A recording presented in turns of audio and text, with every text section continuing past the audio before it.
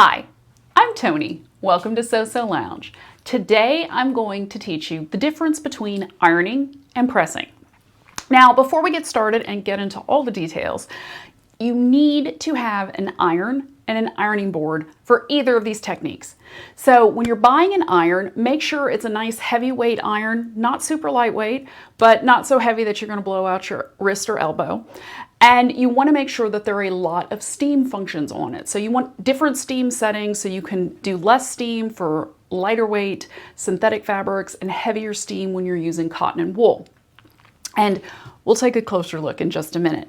The other thing you need is an ironing board. Now, standing ironing board is going to be best because you're going to need it to iron your fabric after you've washed and dried it, and you're going to need to iron it to get it on grain. So if you have a big piece of yardage, say 2 yards or more, it's going to be a lot easier to iron that on a standing ironing board than on a tabletop ironing board.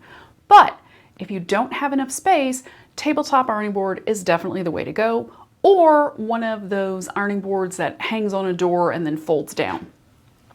Regardless of what type of ironing board you choose, make sure it's sturdy. So when you go to the store to look at ironing boards, just put it up in the aisle, shake it, see how stable it is, because it's going to be a lot easier to use if it's steady and not wobbling while you're trying to press an iron.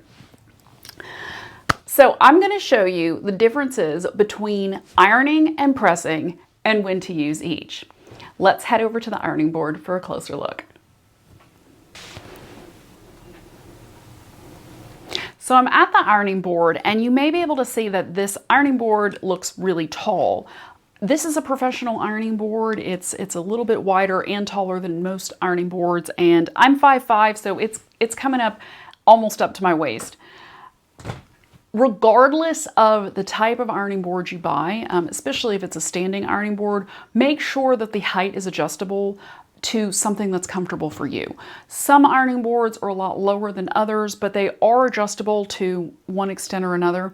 So try it out in the store, or make sure you can return it to Amazon if it's not comfortable for you.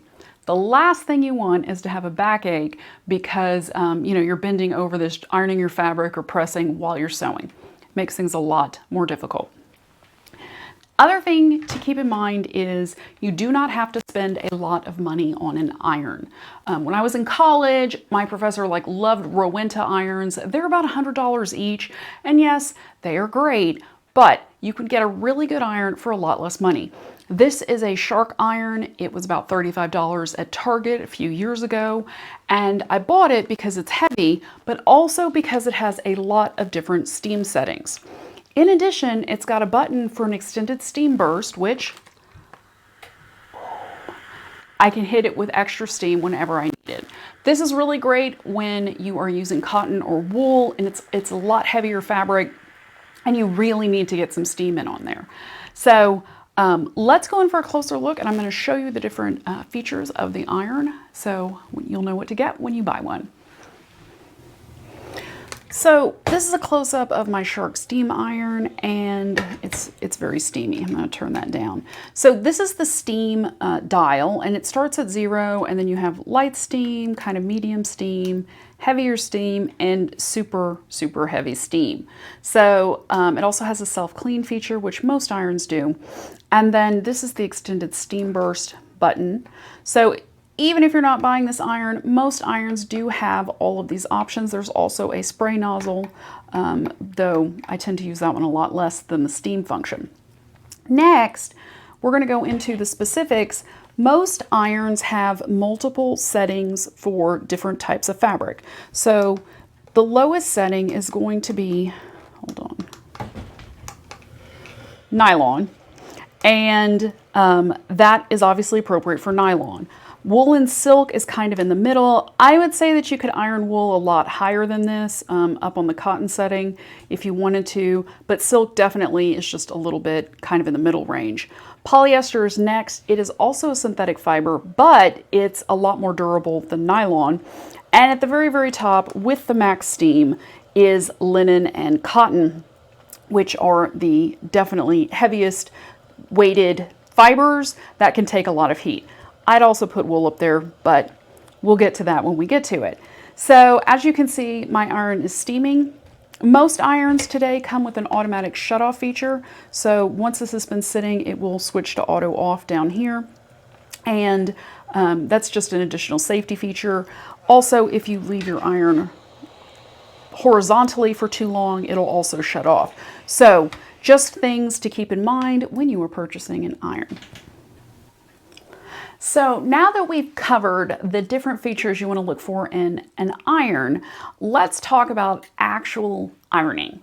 So ironing is the action of using your iron and moving it back and forth over your fabric with a heat application to reduce wrinkles. So this is some denim I have. It is a lightweight, very lightweight, 100% cotton denim.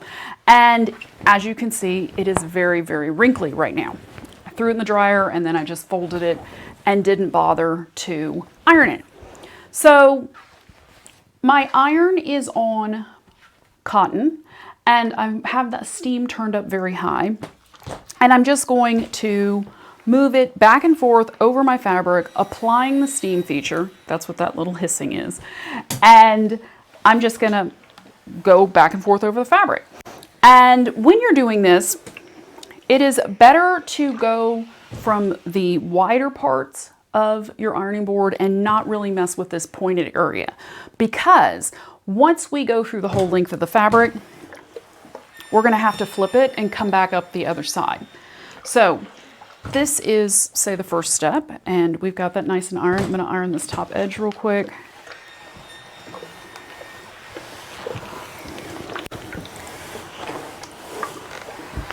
And then I'm going to move down my fabric. So to do that, I'm just going to pull it towards me. And like I said earlier, this is why it's easier to do ironing with a standing ironing board. You can pull your fabric over it and keep it relatively smooth while you're doing it on a tabletop. You have to kind of work it out so that the fabric stayed smooth after it had been ironed. So I am just going to add some steam to get out some of these more difficult creases. Extra steam feature. And then I am going to continue down my fabric, pulling it to the part where I have not ironed yet. So there's a really big crease right here. That's from where it was folded. And as you can see, it's a very specific motion of moving back and forth across the fabric as needed to get rid of the wrinkles. Now, once you finish one side, I think I have a little bit more. Yeah. Then you're going to flip your fabric to the other side so that you can get this in smooth enough as well. So because of that point down there, which is very handy when you need to press sleeves and other things that are round, it's not the best for ironing fabric. We're going to flip the fabric over so you can see this side is iron and this side is not. And then we are going to iron from this side. So same process. Just flipping my fabric to make sure I get both sides, and this is just the easier way to do it. So you make sure all of your fabric is ironed before you lay out any of your pattern pieces and start cutting. This is 60-inch wide fabric, so it is very, very wide. If you were using 45-inch fabric, obviously this will be a much faster process. So that is ironing. As I mentioned, this is what you would do after you wash and dry your fabric, when you get your fabric on grain, and once your garment is finished. So now let's talk about pressing. Let's move on to pressing. Now, the thing to keep in mind is that the main difference between ironing and pressing is how you are using the iron. So when you're ironing, you're moving it back and forth to get rid of any creases or wrinkles. But when you're pressing, you're putting the iron down, applying steam, and then you're lifting it off. So that's the main difference between the two. Now, when you first start using commercial patterns, one of the very first times you're going to be told to press is after you have sewn in your basic seams. So for example, if you are putting together a dress and it's got side seams and a back seam, it's going to say sew the side seams, and then it's going to say press open the seams before you move on to adding in sleeves or, facings or neckline or anything like that. It's always going to say press open your seams. So you may have wondered what that means, and I'm going to show you how to do it today. So I have my little sample seam here, and it's just sewn at the standard 5/8 of an inch. And I am going to use my iron, still set on cotton with high steam, and I'm just going to press the seam. So I am pressing it open, and I am just lifting and holding. And like I said, this is cotton, so it's very heat tolerant. If you had nylon, you want to leave it for a little bit shorter period of time and check to make sure that your fabric is not melting. That usually doesn't happen, but it's always better to be safe than sorry. So let's go in for a closer look. So this is just a close-up of my seam. You can see the part that I have already pressed open, and I'm just going to show you how to press this lower edge down here, which is still sticking up. And you're just going to take your iron, you're going to just put it on top of that seam, apply some steam, and then lift it off. It's really important that you let your fabric cool after you press it, because that's going to help it set to remember that it's supposed to stay open. So you can just go back over the other part that I'd already done, just so you can see it close up. And you just move down the seam accordingly. You could also do it this way if you wanted to. It's personal preference, but the trick is to lift and place down, lift and place down. So as long as you're lifting and placing, you're good. So other times you're going to need to press when you are making garments, especially women's wear, is when you have a dart. Now a dart is just a little, it's basically a triangle or a diamond shape that you're sewing into your garment to make it curve to fit a woman's body. That's why men don't have darts. So I have a little fake dart sewn in here, and when you're sewing darts, you want to make sure that the dart goes towards the waistline. So we'll pretend this is a bust dart, and we'll be pressing it down towards the waist. And when you're pressing darts, it's really great to have a pressing ham. They make these, you can make your own. I think they've got tutorials on the internet, and it just helps the dart curve. So you just line it up, and then we're just going to press it. And it's the same method. You're just going to apply steam and then let it cool. If you don't have a pressing ham, you can do the same thing with darts using a small hand towel. Just roll it up into a log, place your dart over it, and then press accordingly. It is much easier to press when you have something round to go around. Instead of trying to press a dart flat, it just looks better once you kind of get it going. So the last way we can use pressing, and this isn't necessarily the last way, but this is just in garment construction, another way you can use pressing is when you are finishing the hem of a garment. Now, it usually says fold the hem to, let's say, 1 inch or 1.25 inches and press. And then a lot of times they want you to go back in and baste or fold under an edge, and they don't really give you like a whole lot of instruction on how to do that. So I am a huge fan of a Dritz EZY Hem, which is specifically made for this purpose. Now it's got all these markings on it. So if we're gonna do 1.25 inch hem, I just line up my Dritz EZY Hem, and I'm gonna fold my fabric. Ooh, I don't have quite enough. Yeah, I'm good. Okay, so I'm gonna fold my fabric up to the 1.25 inch line, and then I'm going to press. Now, if you're using a Dritz EZY Hem to press, they get very hot because they are metal. So be very careful when you are doing this that you let everything cool before you move down to the next section. So that has cooled, the Dritz EZY Hem is cooled, and we have a pressed in hem on that side. Let's go in for a closer look. So this is a close-up of my Dritz EZY Hem with my fabric, and I just folded it up to this 1.25 inch mark, and then I applied some steam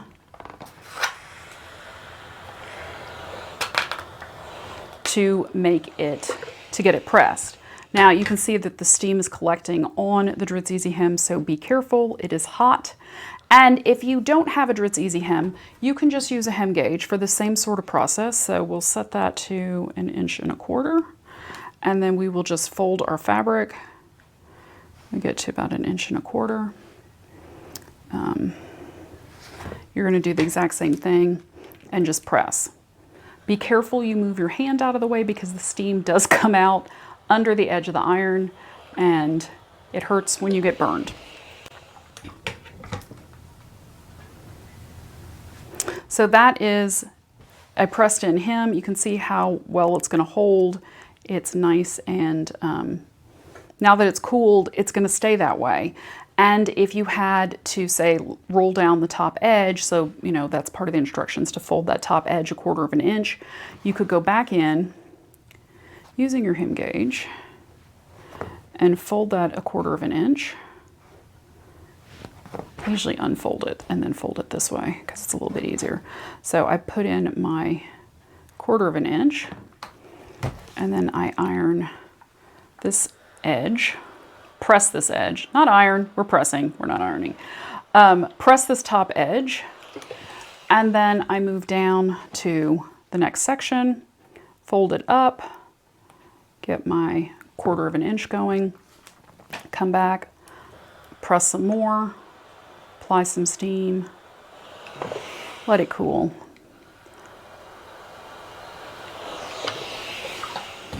And then when you fold everything back up, you have a nice finished hem to just go and stitch against, and you don't have to do any basting. So faster in the long run. Now, here's one of those things where you think you should be ironing, but you really need to be pressing. It's called iron-on interfacing.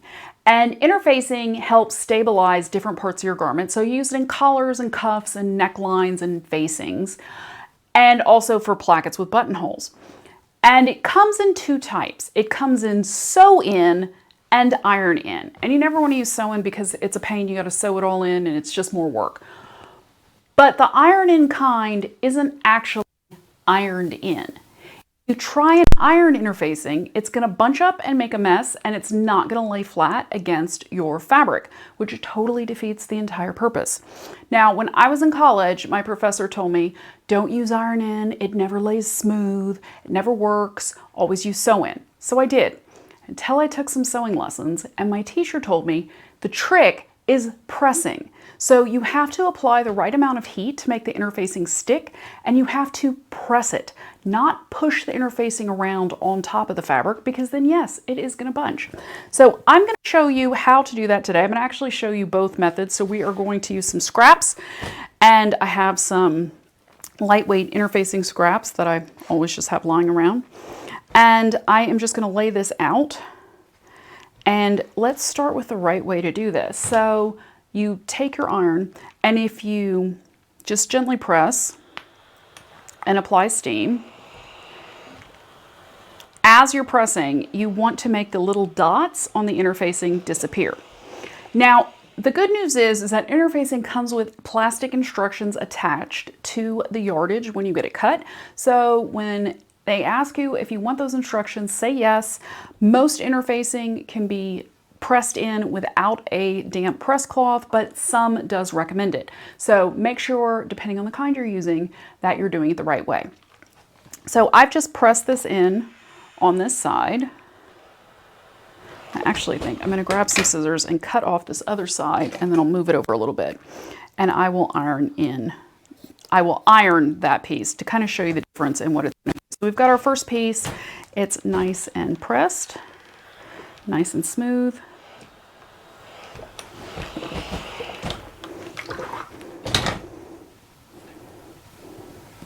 And I'm going to move this other piece over, and I'm going to iron it so you can kind of see the difference between the two, what happens. When you start ironing, first of all, this is a really small piece of fabric, but you can kind of see that it starts disintegrating. Let's go in for a closer look. So this is just a close-up of the two little samples of interfacing, and this is the one that I press, and you can see how it's nice and smooth. And then this is the one that I ironed, and I think I caught the edge over here because it looks a little ratty. So we'll focus on this side of the good piece, and you can see how it is attached. It's not going to come off. It's stuck. And then you can see the other side, which is where we ironed it. And you can see how the fabric is kind of starting to disintegrate. That's because interfacing is a non-woven, meaning that it's kind of fibers that are just pressed together and then they have little adhesive dots attached to one side. So you really don't want to push them around because they are going to shred, like you can see in this sample. And since we're already in for a close-up, let's take a look at how to properly press in interfacing. I'm going to just give this little piece of fabric a quick once over with iron just to get it nice and smooth. If you iron your fabric or the pieces of your pattern before you put on interfacing so it's warm, that also helps with the interfacing adhesion. And I'm just going to line this up. Do not iron interfacing. There's some folds in here from where it's been in the drawer. It will start sticking to whatever you are ironing it with. So don't do that. Just leave the creases. They will press out once you start using your iron. So once again, I've got my iron. I'm going to put it down on top of this. I'm going to apply steam. Most interfacing can take some steam, and you really want it to steam so that you can see the dots here. Let's go in for a little bit closer look. So you can see these little dots on the side that haven't been pressed, and then on the pressed side they disappear. That's because that's adhesive and it's going to stick to the fabric, and it just basically dissolves to connect the non-woven with your pattern piece. So let's go back out, and we're just going to finish pressing the other side. The other thing to remember when you're using interfacing, that if you don't have it perfectly lined up on your facing or whatever pattern piece you are attaching it to, that is fine. Just trim it off. Trim off any excess edges. Do not try and move it because it's not going to work. If you don't have your interfacing lined up, that's usually totally fine. With seam allowances and everything else, it's not going to be 100% perfect. But now you can see that's how we pressed the interfacing to our fabric. It has added some extra weight to the fabric, and it hasn't disintegrated. Yay! So now you know the difference between ironing and pressing. And if you're still confused, think of it this way.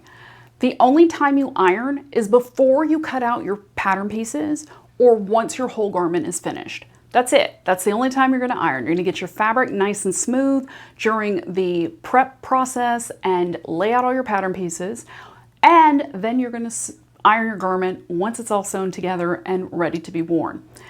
Everything else is going to be pressing. So remember that up, down, lift, press, apply steam motion. And you can't go wrong.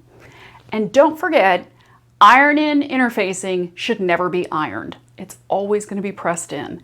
And if you stick with these tips, you will have a lot of success when you are using interfacing and not the headache that I had to deal with when I started out. If you press your garment while you're making it, you're going to end up with a much more professional looking garment at the end of it.